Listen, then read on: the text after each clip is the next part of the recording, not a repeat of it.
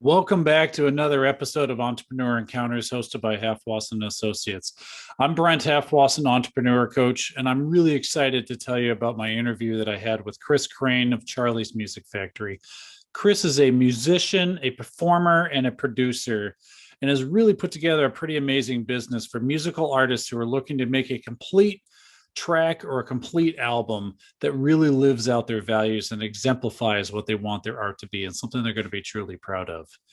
If you're not familiar with Entrepreneur Encounters, we're here to help you tell your story and to build your dream. We want to empower entrepreneurs to be able to find the money, means, and mindset to unleash your business. You'll learn a lot of things from Chris here, so I want to encourage you to listen into our interview. Because we were both fully vaccinated, we had the opportunity to film this in his studio that he's still building out.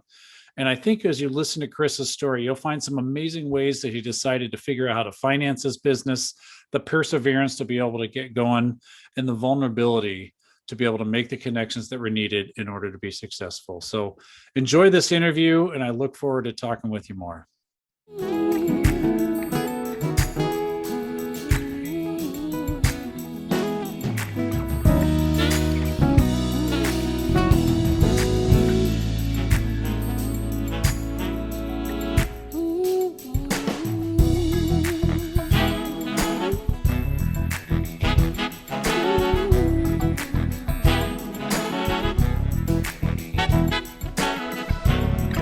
Stay in your place, walking the street line. Hurry up and finish, 'cause you're running out of time. Go a little slower, try another way.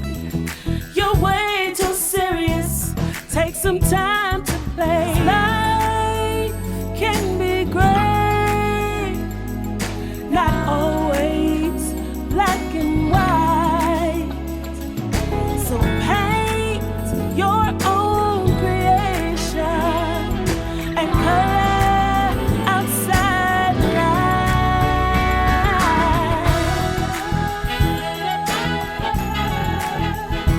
Find your color. Just color your own color.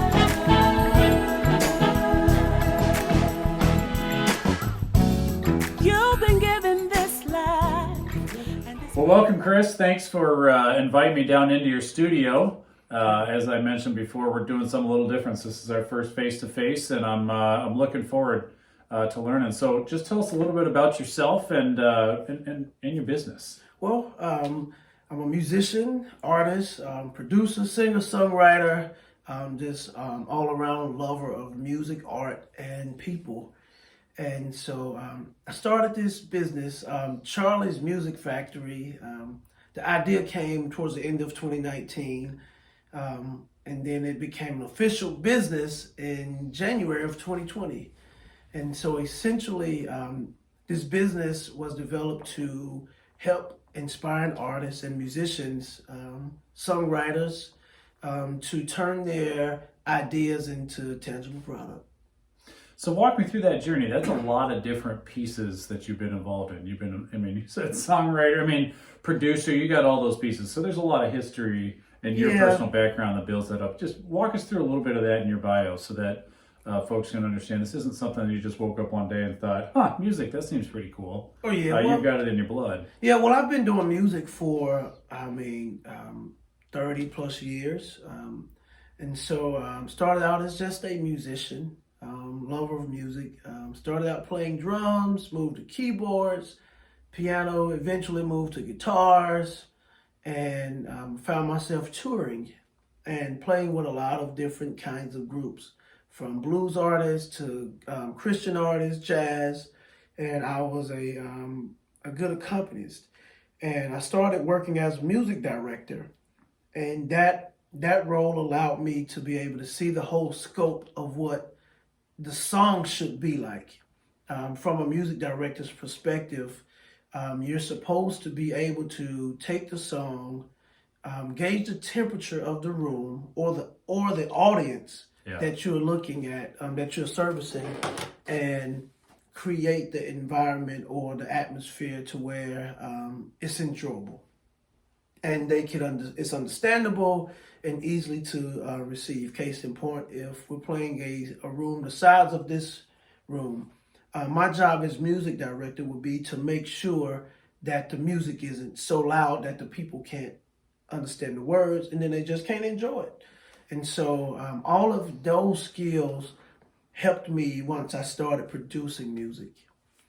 And as an artist, I've always written and produced my own music, but I ran into a lot of challenges as I attempted to take it to the next level. Better production, better musicianship, all of those things to get it to the next level to where it was ready for commercial use.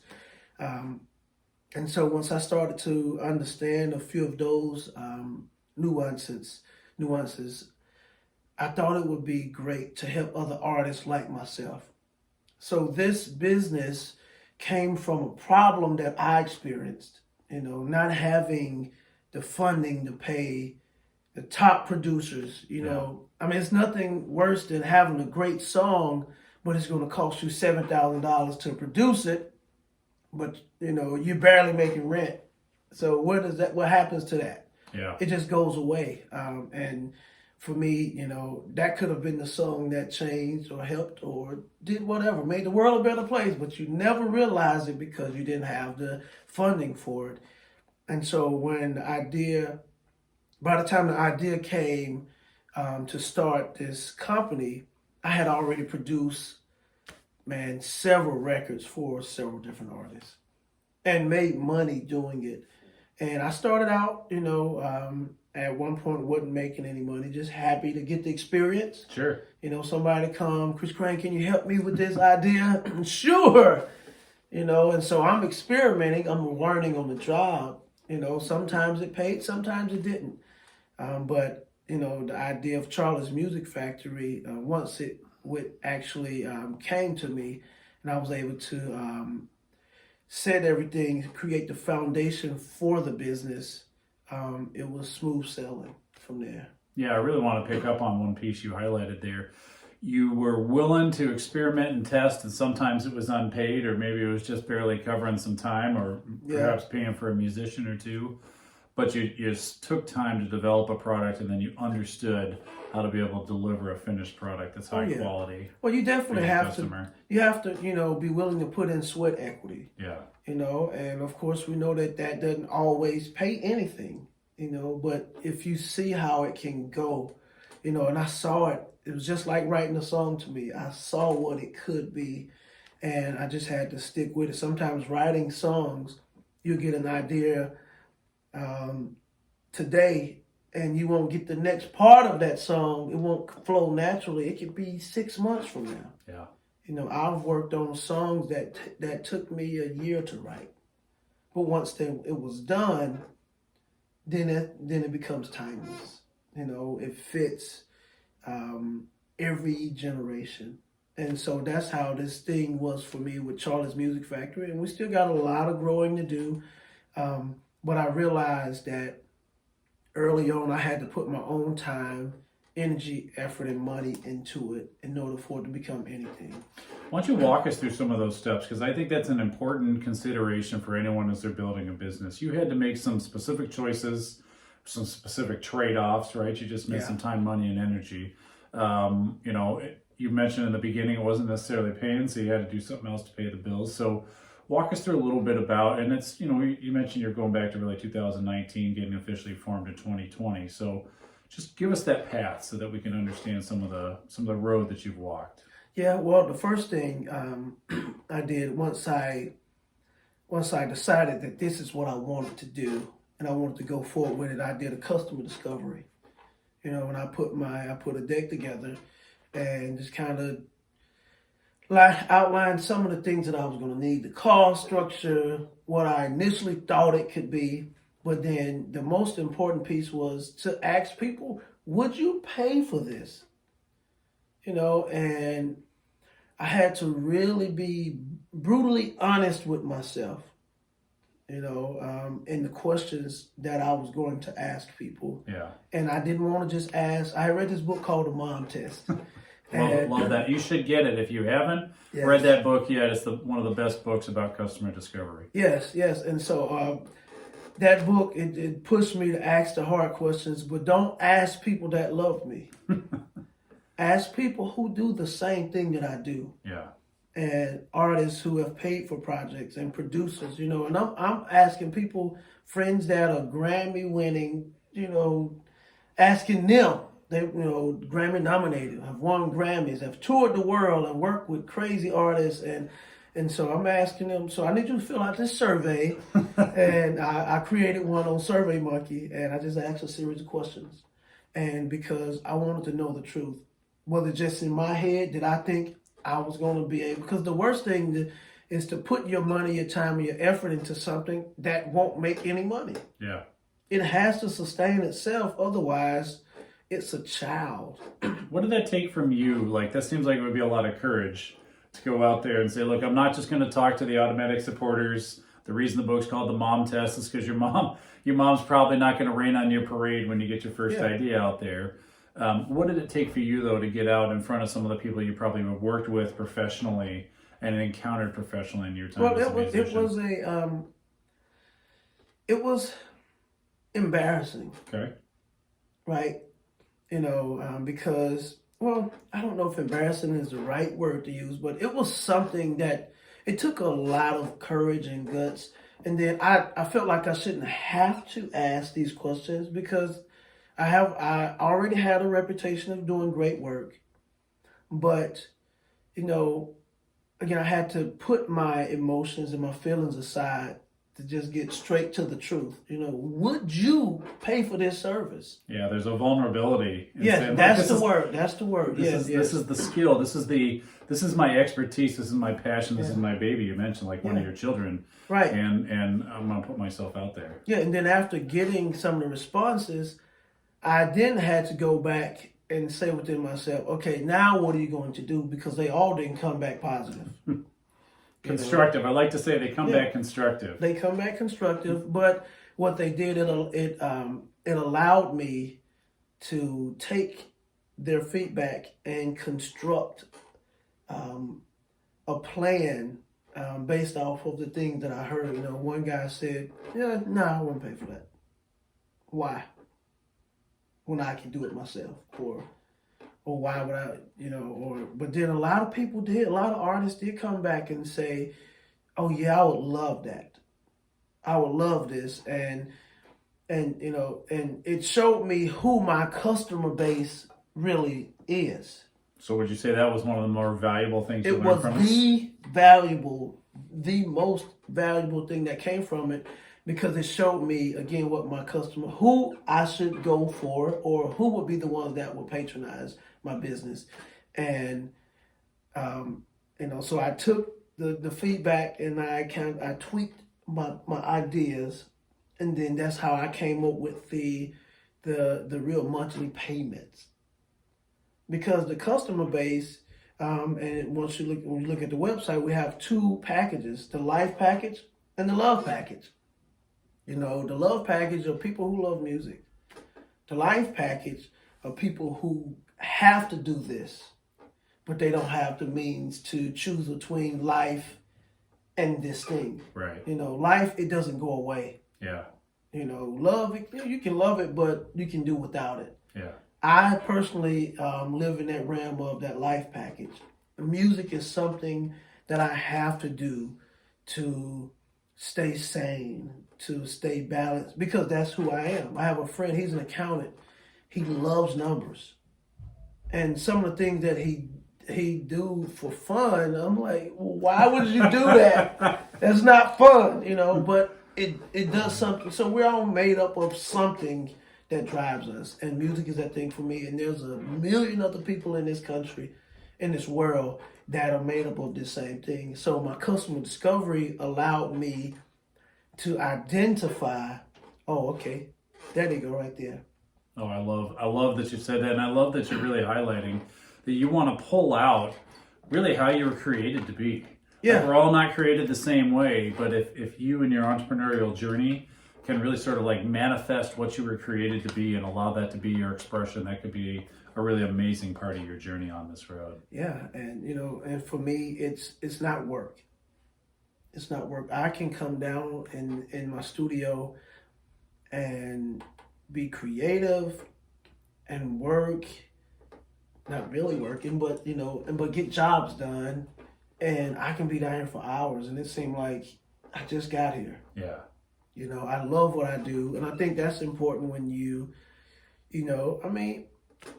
when you're gonna be doing something, you're gonna put your time into it. You have to love it. Or it needs to give you a lot of money. The return has to be something. The passion, I think, in my experience, entrepreneurship is a journey of passion. If the passion's not there, anyone can get a job. Yeah. There can be money in that, but that passion, that combination of passion, the hustle, the love, all coming together, I think, is an essential part of what I think really starts to define an entrepreneur. Oh yeah, definitely. Tell me about, was anything holding you back? I know you've got a ton of experience here. What were the things that were sort of grabbing onto you that were saying, Chris, no, I don't know if this is the way you ought to go? What was holding you back? Well, it wasn't paying a lot at first. And in the real world, regardless of your passion, you have to have some source of income that balances out with your time that helps you continue to move forward with life. I have children, I have a wife, I have a mortgage. It's like, what are you going to do? And so that was one of the things that kind of kept me balanced. I'll say that. It kept me balanced as opposed to me jumping 100% in. So I always have kept a job as well. And it's been 1 year, and I did really good last year. Even during the pandemic, I think the pandemic really helped me because there were so many artists who were sitting at home, right? They were still making money, but they were sitting at home and they couldn't do anything but really think about what they wanted to do. Sure. And so for me, getting phone call after phone call, well, I have this record, I have this one song. What is the price for that? Can you help me do that? Sure. Talk a little bit about how because I've had the opportunity to learn a little bit about your business and how you put it together. But in a virtual environment or an environment where someone says, hey, I don't have a bunch of folks who know how to play the saxophone and the instrumental backup and some of the other pieces. Talk about how you combine that together using your network and to build a final product. So early on, because I mentioned that I did a lot of touring and I've done workshops and I've mentored a lot of musicians. And so I've created relationships with musicians all around the country. Yeah. And on different levels, different genres. Some have expertise in country music, orchestral music, jazz, R&B, gospel, whatever genre. And so what I've been with through technology, I've been able to, employ friends, people down there in my network. And so I put a price range together for the different musicians, different tiers of musicians, starting from $100 to $400, depending on the level of musician that you're going to get. And these guys, they worked in my price point, in my price range. But this one record, we needed horns. So I send a stem or a basic form of the song, piano and drums, right? Send it to the horn player, and he creates the horn lines and then records them in his studio and then sends them back to me, either via Dropbox or we transfer. And then I'm able to mix it. I'm able to take those files and throw them in the session. So it allows us to work remotely. Now, of course, that's been happening for many years. Yeah. But it's helped, one, get things done super fast. That way we don't have to go and physically be in the same space at the same time. He can work at his pace in the comfort of his own home or a studio or his own place and send it to me, and I can do the same thing. Now, the only thing that we can't do, the vocalist, I like to be in the studio with him because I produce the vocals. Outside of that, we were able to work like that. So I've had drums cut in Louisville, Kentucky, horns in Nashville, strings in Nashville, bass guitar in LA, bass guitar in Houston, drums in Houston, guitar in Mississippi, trumpet in New York. I mean, we're everywhere, and a lot of people have their own home studios now. Yep. Where they can still get good quality sound, and that's all you need. And then you end up mixing it right Then here. I end up mixing it right here. We should definitely take a look at that. Yeah. Let me ask you a couple other questions if we can.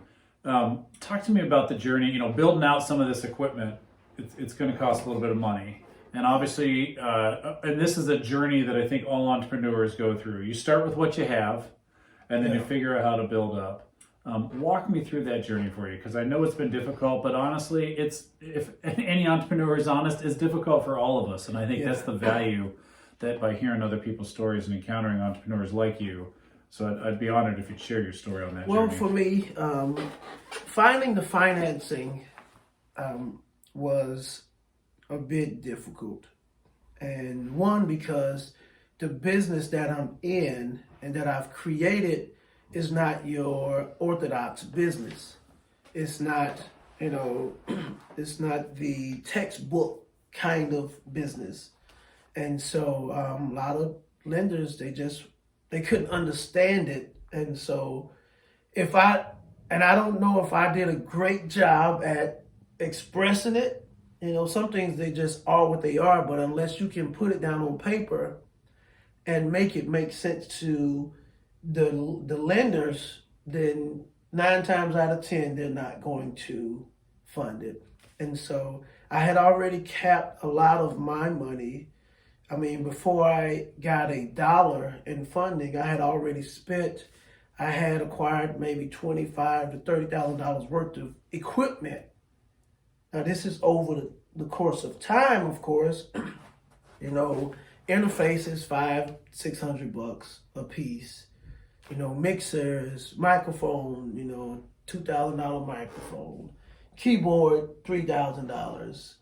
And before you know it, you look back and you be like, sheesh, I've spent a whole lot of money on this stuff. So, but I think that's one of the things that eventually ended up working in my favor, because I kept good books and I keep all of my receipts. And I file in my taxes, the things that I'm spending and all of that stuff. So I have a record of it. So I was able to show what I had already invested into it. And it took me a year to close on the loan that I wanted to get for the startup business. Walk through, how many businesses did you end up having to talk with? Or how many banks did you end up having to talk with? I talked to about four or five banks. And all of the lending officers seemed to like what I was doing. But there was a couple things that played. The one biggest thing was my credit. It played a major role. And it wasn't that I was really delinquent or had bad credit, but because I had already been operating in this business, I had credit cards. So, and this is another thing that really stands, when you really want to do your business because you'll put something into it. And so I use my credit cards for business. Yeah. Very common. I mean, that's as entrepreneurs, that's our only source. That was my only funding. source. My job, I kept that money for my household things. And so, and then I would play gigs to pay my credit cards. But then when I would get other jobs, I needed to buy some things for a job that I got. Well, I didn't have the cash. But I had $4,000 credit limit on my Capital One card. So I said, swipe. And I got the things that I needed for the job.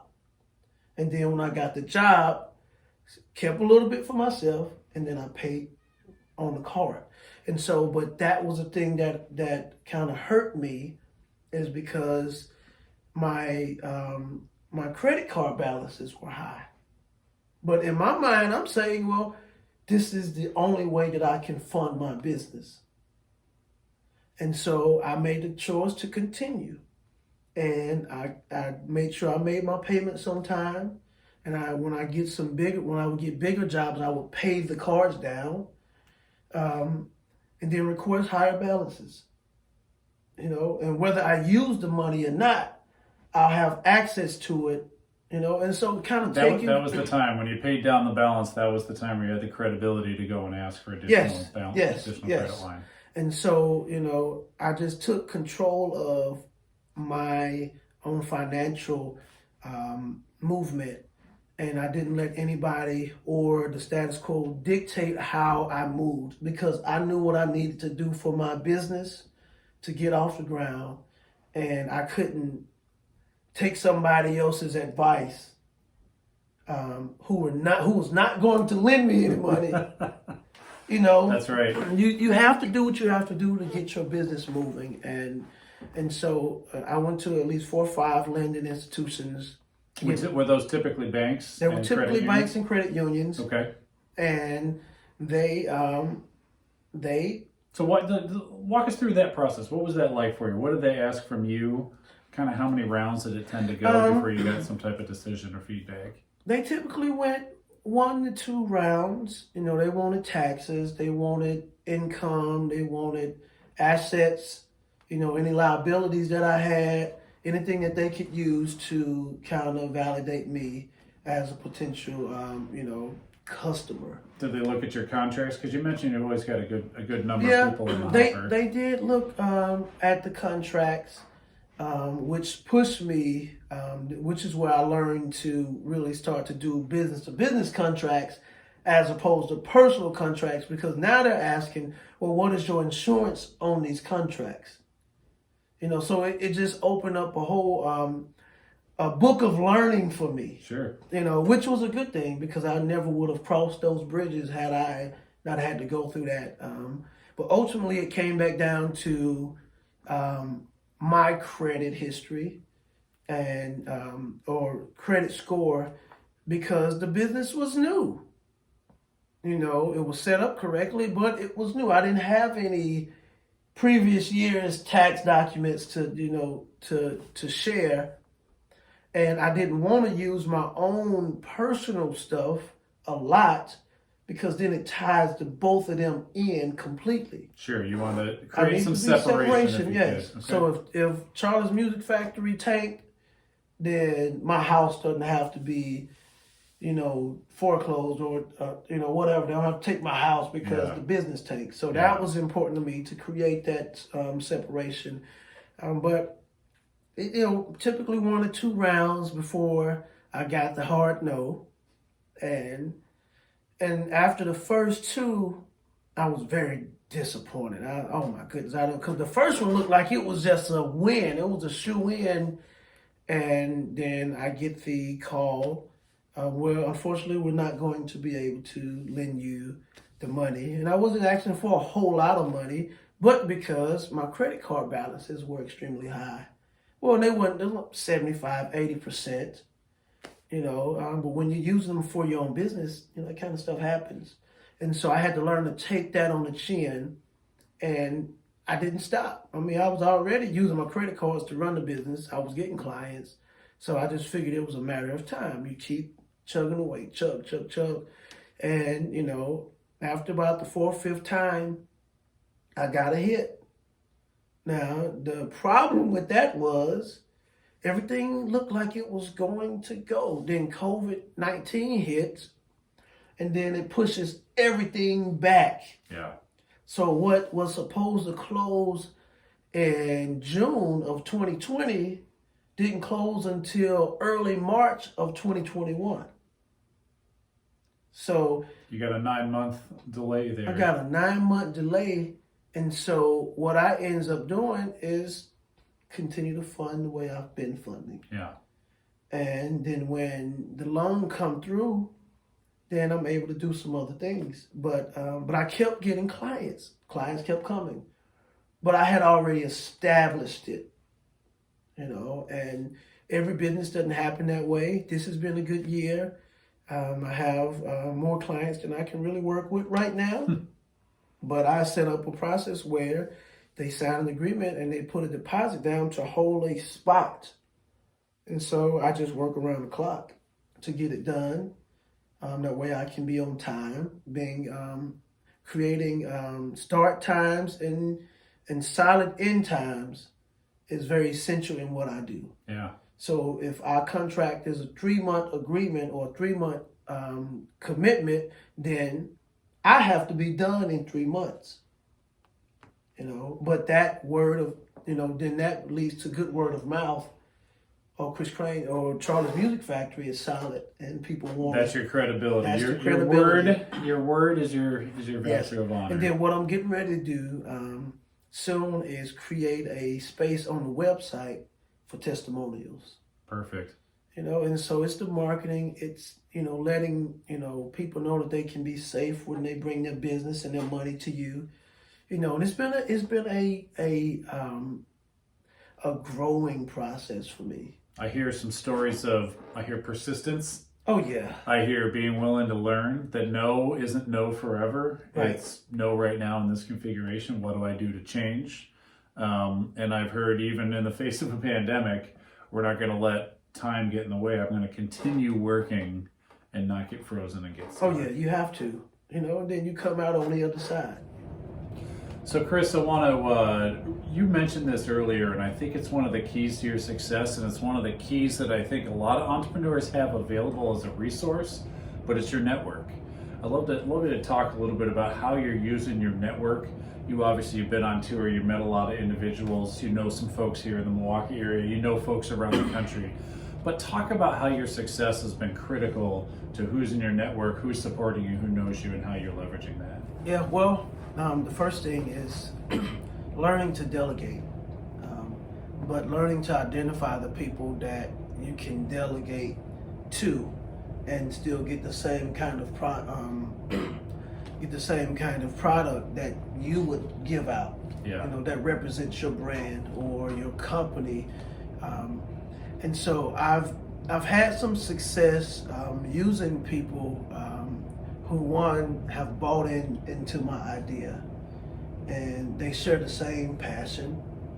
Now there are some people that I've had to use that they just want their paycheck, they want to get paid, but knowing the difference, and just handling the business to get the product out, but having a strong network of people that can help you with the work is, in my opinion, more important than having a strong network of people who support you. Okay. Because the emotional support is good, but that's gonna come and go. It's gonna be high one week and low the next week, depending on who you're dealing with. So I think as an entrepreneur, you have to first have the strength inside of yourself. You have to build yourself to a place to where your shoulders are strong enough to hold that weight. And that's what I did, and so when I didn't have people telling me, oh, you can do it, you just stay with it, I had to know within myself that, this is something that I was called to do and I really wanted to do. And so whether I had the people to encourage me or not, I did it. But having the network of people that I could delegate jobs to help it grow, it really helped. And it's still helping because it allows me to take on more clients and get them all serviced. Tell me a little bit, bring us home here. Tell us a little bit about your brand and what you want people to think of when they think of Charlie's Music Factory, and why hire you to get the business. Well, what I like to have people see or think of when they think of Charlie's Music Factory is a safe place for artists, musicians, or creatives to come and be able to share their thoughts and get them turned into tangible products that they can use to subsidize their standard of living. It's to release your baby to somebody and to entrust them to care for them and to give them the things that they need in order for the baby to grow. That's a hard thing. And I faced that early on in my career as a musician, as a songwriter, as an artist. And it was hard to find somebody that I trusted to say, okay, take this song and turn this song into what the song's supposed to be, not what you want it to be. And so here at Charlie's Music Factory, we tailor the song to the artist, to their personality, all the way down to the way they look, how they describe themselves, to their hobbies, to what they love.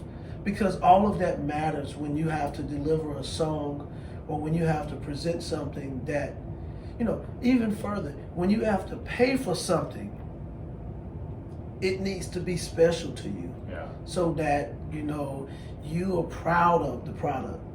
You know what I mean? There's nothing like having a finished product that you're not proud of and that you don't even want to present to anybody because you're not proud of it. I have a box of CDs sitting out there that I absolutely hate. And I spent about $4,000 on that whole project. $4,000 I can't get back. Time I can't get back, but the most valuable lesson I got from that is if I'm going to use another producer, to find somebody that works for that gives me the things that I need, not what they think I need, if that makes sense. No, I think it does. The music people are creating is another expression of themselves, and it needs to reflect who they are, what they believe, and where they're going. Yeah. Awesome. How do people get a hold of you if they want to reach out to you? Well, you can reach me you can email us at charliesmusicfactory@gmail.com, or you can visit the website at charliesmusicfactory1.com. No, it's charliesmusicfactory.com. Okay. My personal website is chriscrain1music.com, or you can reach me there, chriscrain1music.com, if you'd like to go and sample and hear some of my work. But again, you can email us at charliesmusicfactory@gmail.com, or visit the website at charliesmusicfactory.com and leave a comment, send us a message, and we'll get back to you. Love it. Chris, thank you so much for the time Thank you for today. having me. I'm honored to have you on. Keep tuning in to Entrepreneur Encounters. We're going to do more of these.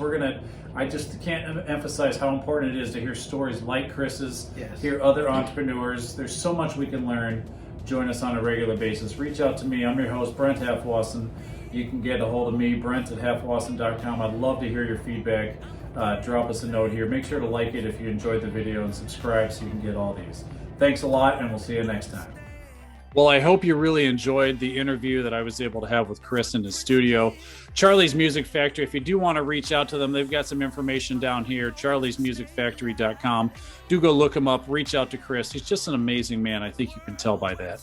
If you want to join the movement of Entrepreneur Encounters and what we're doing, you can get a hold of us down here, bit.ly/Entrepreneur Encounters. Do sign up, join the newsletter, find out what's going on.